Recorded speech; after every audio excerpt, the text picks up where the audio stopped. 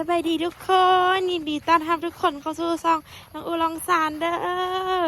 บังออโต้กินพักกระถินแม่ปากเหม็นเด้อตัวกินพักกระถินนะไปมื้อนี้สิพาทุกคนไปเบิ่งธุรกิจอีพ่อดูอีพ่อเฮ็ดหยังเนาะเบิ่งเนาะไปเบิ่งอีพ่อเนาะอุ้ยพ่อว่ะ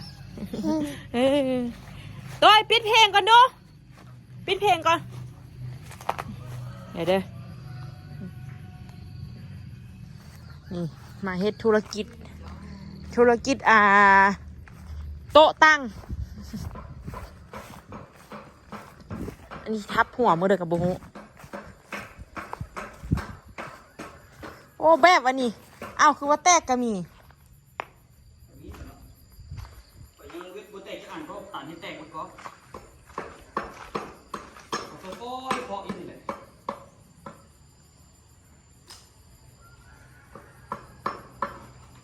นี่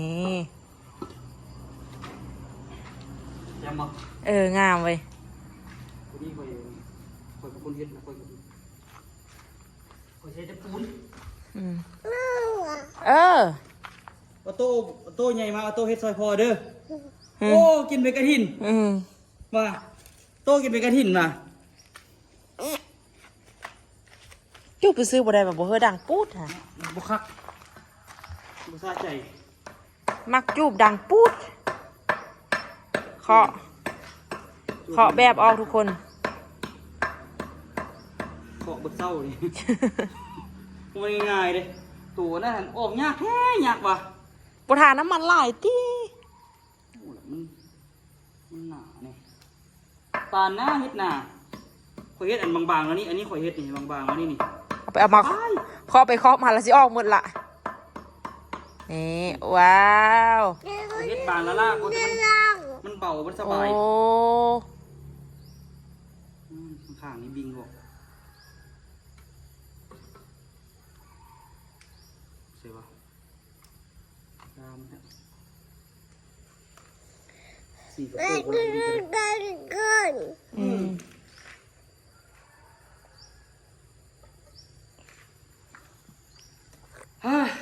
สิได้ไปหานอเลยนี่ค่อยไปบอก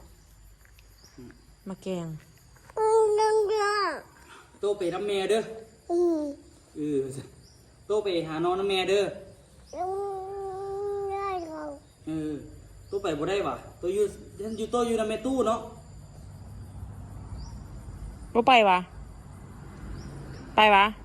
โตสิไปน้ำแม่บ่โตสิอยู่น้ำแม่ตู้ตัดสินใจเดี๋ยวนี้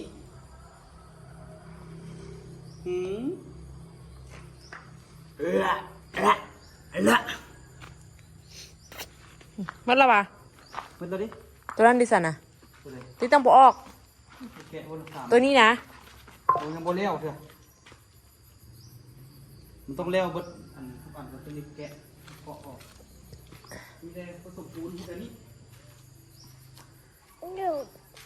ตัวคือพวกว่าซวยกันเลยเฮ้ยโบเป็นมันกี่ไร่มันไม่อย่างกับปูนนี่ออกทาน้ำมันให้โต๊ะทุกคนแล้วก็โ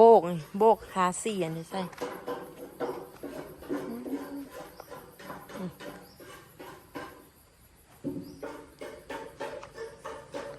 ธุรกิจเขาจะถามค่อยว่าแม่นพวกต้อยบักตาลไปเฮ็ดเดี๋ยวอยู่รูมงอบอ่ะ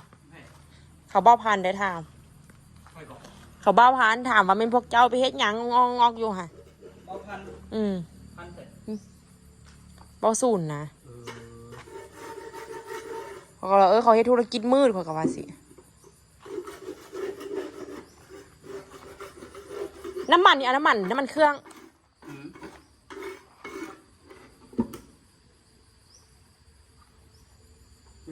สิเด้อทางดอกไม้เจ้าโตทางดอกไม้อีพ่อตัวนี้มันแตกเราค่อยจอดตัวดี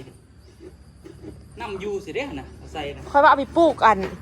หอมบัวปะเราได้ดิตัวนี้แล้วค่อยเอาปูนจอดค่อยจอดตากแดดเปซอกแนวพันธุ์หอมป้อมหอมบัวเดี๋ยวปลูกนาฮานไป ป ปลูกได้ดูอะไรกันตัว กะฮันเละค่อยส่วนเจ้านี่นะค่อยสิปลูกก่อน ค่อยสิเอาออกไปเด้อ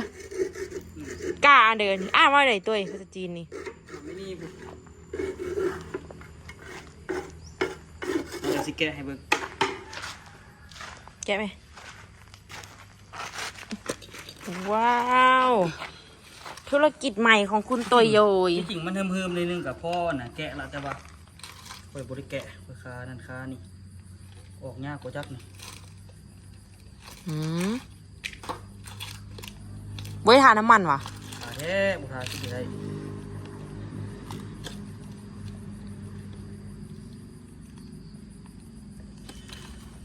เอาเพียงนี้แบบนี้ ได้มันเป็นอันนี้มันโคตรงอได้มันบุคือไม้ที่จริงถ้ามันแบบว่ามันเอาแข็งในนึงแล้วก็มาทอดมัน เอายักลงเลยนี่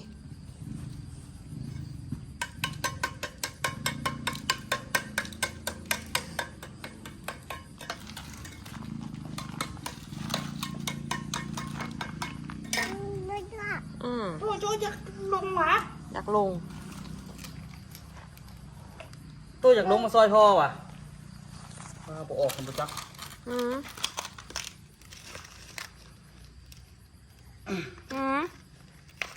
เอาบ่ตัวเอ้ยบ่ออกซ้ำทุกคนเลยบ่ออกเลย ล็อกมือค่อยโอ้ต่ำค่อยๆเนี่ยมือค่อยอันนั้นข้างๆก็เขาก็ลอกแบบอย่างเจ้ากันให้แบบโต๊ะนี่ให้แบบอย่างสิเนี่ยหน้าบ่เอาอย่างเฮ็ดนี่นะแบบโต๊ะนี่นะเฮ็ดเป็นเล็กคือสิดีเนาะจะว่าบ่ตัวเนาะ เล็กกว่านี้แข็งแรงดี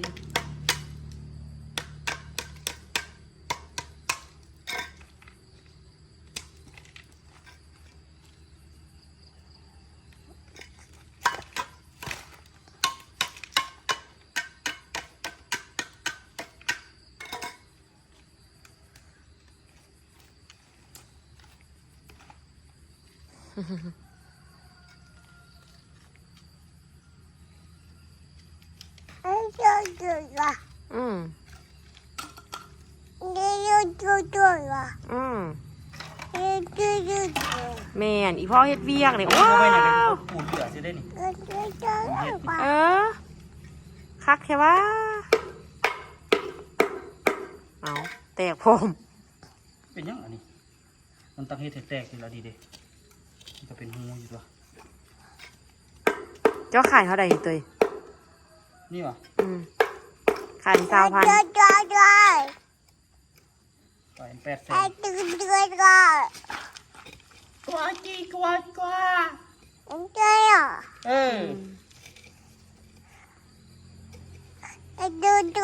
แตกโพะสุดเนาะงามรีบถอดแบบแม่นแล้ว หน้ากะมันมัดๆนิดนึงเราถอดออกเลยโดยอีพ่อเฮ็ดเวียกออโต้นั่งเบิ่งอีพ่อคือนะเป็นเพิ่นสิตกตั้ง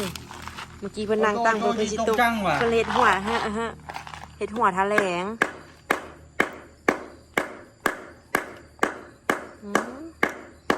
ตัวนางเบิ่งอีพ่อเฮ็ดเวียกเนาะ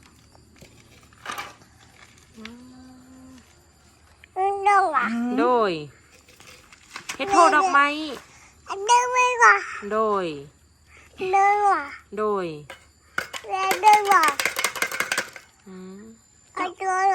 โดยไอ้ตุ้ยอันนี้นะ ว่าโตสิบ่ช่วยพ่อวะ ตุ้ยช่วยพ่อว่ะบ่ออกเซตบาทนี่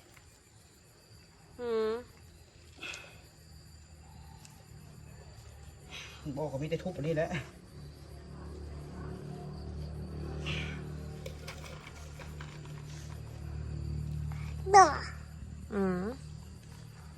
ต้องช่วยพ่อเฮ็ดเวียกว่ะช่วยพ่อเฮ็ดเวียกว่ะโอ้ตีนเปื้อนหมดเลยโอ้ ตีนออโต้เปื้อนเอาเบิ่งดูใส่เบิ่งดูเบิ่งตีนดูโอ้อันนี้ตีนออโต้โอ้เปื้อนใช่ปะแต่เบิ่งตีนเบิ่งนี่ดูบอกออโต้นางลินนี่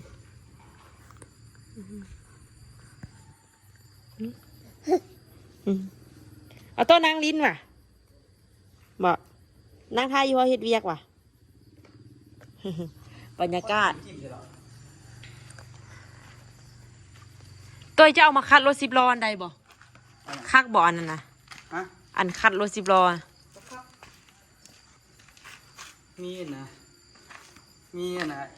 เอฟซีฟังไทยตั้งแซ่หาหอยดีกว่ากับมีด้วยกัน ใช่ไหมเลย ตาสุกมาหอยประมาณเท่าไหร่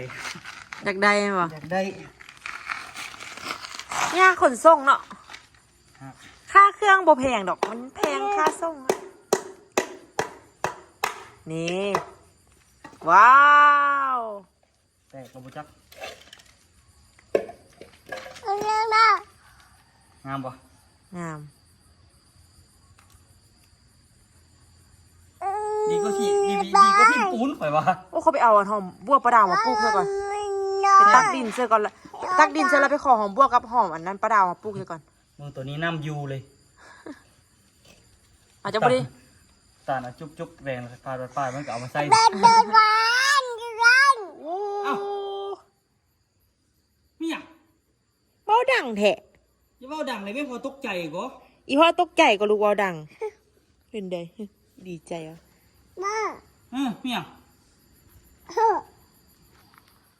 ลูกจะเบาแห้งเลยไม่พอตกใจเด้เออลูกคนเบาแห้งพูดพอตกใจ มักขนาดมาลินตรงนี้น้ำพองเลยมักยันได้ตีนลงขี้ดินเนี่ยตัวเนาะโอ้เด้นั่ง นั่งอยู่ตัวหัน โอ้ยนั่งอยู่เด็กเหยียบสิออกจากบ่อนนั่งอันนี้เห็นดิออกเถื่อน้อยอยู่นี่ โตคักบอก คักบ่โตนางนี่คักอยู่ว่ะบ่ อันนี้ต้องได้เจาะหูก้นมัน ตบมือไหลอีพ่อเบิ่งดูตบมือไหลอีพ่อเบิ่ง เก่งแท้ บ๊ายบายเด้บ๊ายบายอีพ่อเบิ่งเด้ บายบายให้ยังไง บ๊ายบายให้หน่อยได้บ๊ายบาย บายบายโต บ๊ายบายให้อีพ่อเบิ่งนี่ดูโอ้จุบลาโอ้ยุงกัดหัวบ่ยุงกัดหัวยุงกัดหัว ยุงกัดหัว เออ โอ้ ยุงกัดหัว ยุงกัดหัว บายบายแล้วนี่โตบายบายให้ดานี่บายบายให้ดานี่ บ๊ายบายพอแล้วมันตายแล้วลูกยุงตัวนั้นน่ะบ๊ายบายซะบ๊ายบายอีพ่อเบิ่งเด้อีพ่อเมื่อยอีพ่อจะเห็นบ๊ายบายก็ จุบลาเลย จุบลาได้ไหมจุบลา เออ เมื่อยก็เนาะสั่งแล้วบ่เดียวสั่งมักขนาดบ่ให้ทุกคนคักบ่ เดี๋ยวพวกนี้นี่มือนี่ท่าสี่แล้วก็ประกอบเป็นแบบเลยที่ท่าสี่แล้วดิซ้ำๆตามมากันเฮ็ดหมดแล้ว เริ่มเฮ็ดขายเป็นสุดแล้วมาปะนี่ ที่เริ่มมีขายแล้วเพราะว่าไม่ได้แบบนี้หลายหน่วยแล้วแบบนั้นเด้อวันนี้เด้อ อืม แบบโต๊ะเด้อยังบริเฮ็ดทีนะ อืม ขนาดบริเฮ็ดแท้ๆนี่ตั้งเอาขี่รถเอาใส่หลังรถแล้วไปห้านจอดให้เขาเฮ็ดให้มันพอกตานบวางโต๊ะปะ แบบโต๊ะอย่างมีจักอันของเขามี2 อัน คันไปจอดก็ได้2 อัน2 อันก็เรื่อยๆแล้วแบบคันนี้ไปจอดแบบคันนี่มาโอ้งามขนาด ภูมิใจนำเสนอน้ำงาม ถ้าเงี้ยกว่านี้คือจะคักเนาะ นี่ก็อันใหญ่ก็แบบซื้อไหมประมาณ500,000 นี่แหละ โดยแต่ปลูกพักพอดีคักได้นี่ เขาจะไปปลูกอยู่ ปลูกมันต้นเพชรปลูกต้นเพชรต้นหนึ่งต้นน่ะนะเนี่ยก็พืชต้นน่ะเนี่ยก็อีตู เอาไว้หน้าห้านเอาพันแดดบ่ซ่องกะขี้ร้ายคือเก่า เอาไว้ข้างๆนะบนอันนั้นนะบนอันนะบนห้องบนตกน้ำหัวนะ ไปไว้ดอนแถวเฮือนประดาวพุ่นเนาะ บ่เอาไว้บนอันนั้นมันเทกันเจือนหั่นน่ะเอายองไว้หั่น ได้พัก ล้างมือแล้วก็ฉีดน้ำใส่ ได้อันหอมลาบประมาณ2 2 อัน 3 อันนี่นะแล้วก็ได้หอมป้อมหอมว่านหอมป้อมเนาะโดย โดย โดย โดย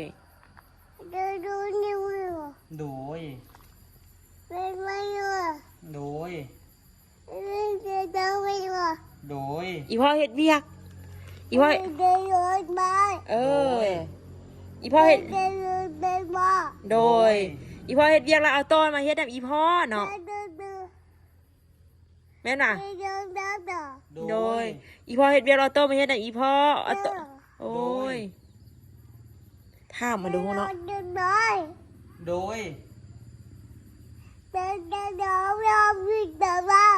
โอ้โห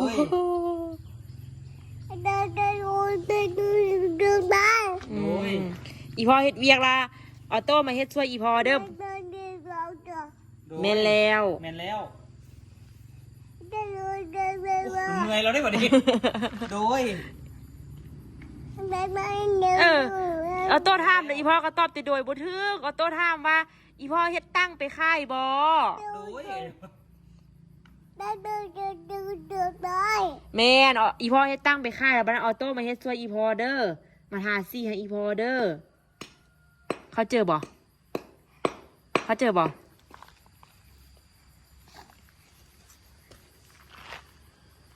เนี่ยเผื่ออยากฟังออโต้เว้านะออโต้เว้าเป็นได้เนาะ เอาโต้สิมาช่วยอีพ่อหวะ ออโต้ชิมาช่วยพ่อโอ้อยากลงดินแล้วโอ้โหเบิ่งตีนนะโอ้คักขนาดโอ้โต้ออโต้สิมาเฮ็ดแบบเอาเฮ็ดแบบโต๊ะ แบบโต๊ะแบบตัง ไอ้ปลูกหอมปอมหอมบัวเนาะ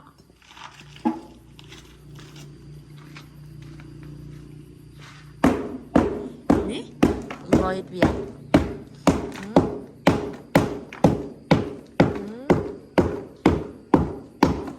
สิได้ทุกคนบรรยากาศบ้านน้องอู้กันเนาะมื้อนี้ก็ฮ้อนว่าสิไปหาน้ออยู่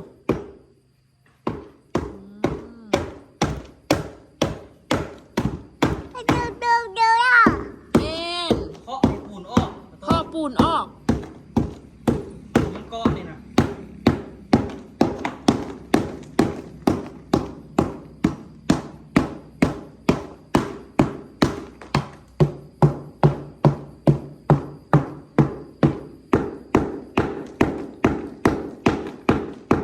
นี่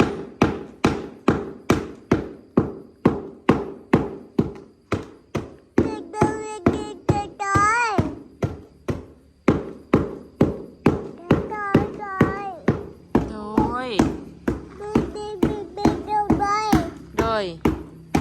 โดยโดยนั่นแล้ว ดังออโต้ทึกยุงกัดอันบ่นี่โดยออโต้ใหญ่มาออโต้เฮ็ดเยอะสิอีพอเด้ออ่ะนั่งนั่ง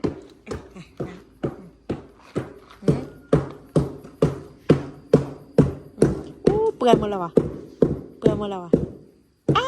ขาน้อยแท้ขาน้อยแท้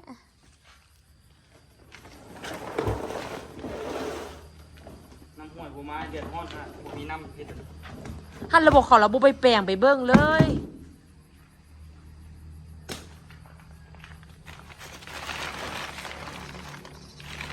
ต้องใช้ปูนแดงว่ะ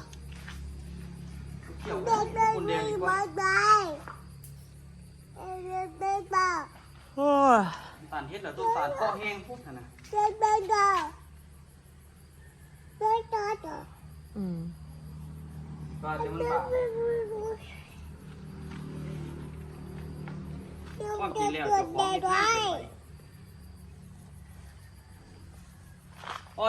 จไปโตติมาช่วยอีพ่อบ่ นั่นน่ะเต้ยเซยพ่อว่ะมึงเซยอีแม่ทึกแป้งออโต้ไหมไปป่ะวันนี้มาทายอีกหนึ่งธุรกิจ แต่ว่ายังพอได้เงินน้ำมันจักกีบพวกเจ้าลงทุนไปเท่าเดิมแล้วนี่พวกเจ้าลงทุนน้ำมันซื้อเครื่องวัด4-5 ล้านแล้วบ่ ฮอดติ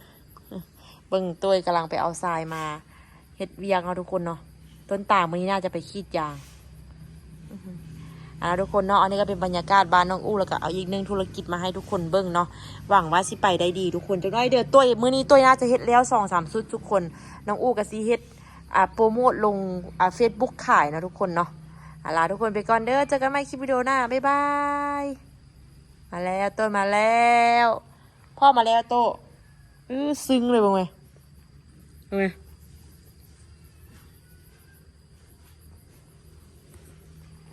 ซึ้งเลยโต